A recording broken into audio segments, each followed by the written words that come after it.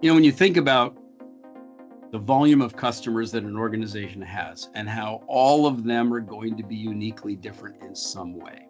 And then let's take a B2B example, business to business. So even within that customer company, you've got people in so many different positions that are responsible for different things. There's a finance department, there's a purchasing department, there's the people who are actually going to use the product, the ones that need to be trained on, blah, blah, blah, blah, blah, blah. And over here you are as the providing company in that B2B interaction, and you've got so many different people, and they're all doing this with each other.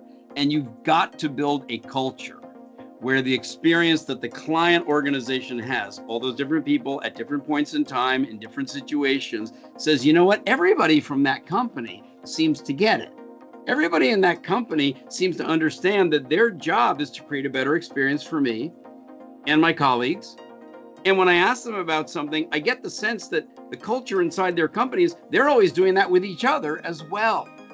Now that's rare, because so often you see the silo behavior. This is just my department, right? When you build a culture of continuously uplifting service, then what you've done is you reach the point where everybody understands that my job is to take action, but the purpose of the action is to create value.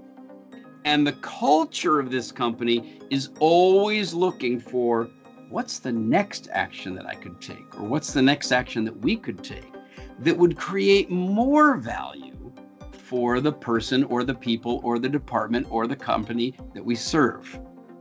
When everybody in an organization understands what I just said, which is my definition of uplifting service, taking the next action to create more value for someone you care about.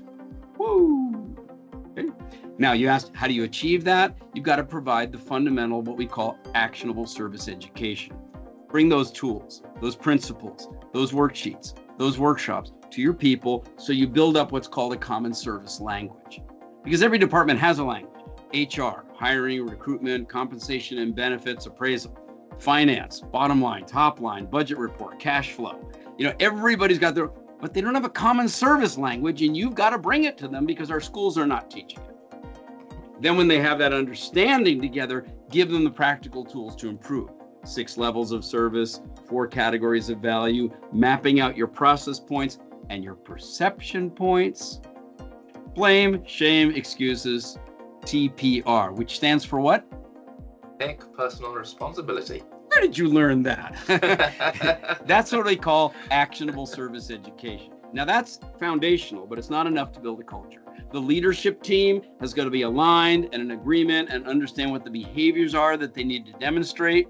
And then there's something that we created, which, as you mentioned, is in the book, called the 12 building blocks of service culture. So for example, what's your recruitment process like? Are you getting the right people?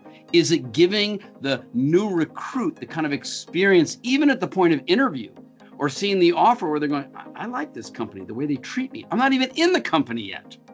And then if you hire them, what's that onboarding experience like? Is it a boring HR administrative paperwork thing? Or is it another experience of the culture of the organization? And then the way you communicate and recognize and reward, and how you capture voice of customer and what you do with it. There are 12 building blocks.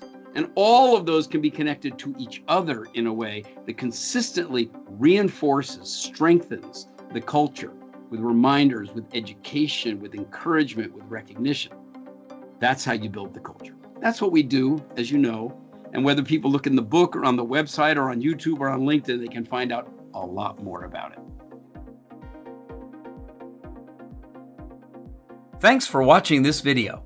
Your dedication to serving better and caring more makes the world a better place for everyone.